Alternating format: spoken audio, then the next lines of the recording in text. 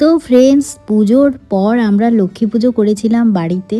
তো সেটার mini vlog তোমাদের সাথে শেয়ার করেছিলাম, কিন্তু বড় ভ্লগ তোমাদের সাথে শেয়ার করা হয়নি।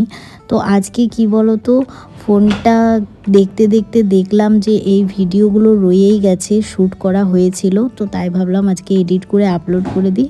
তো যাই হোক, ভিডিওটা ভালো লাগলে অবশ্যই ভিডিওটা দেখো আর চ্যানেলটাকে সাবস্ক্রাইব করে দিও।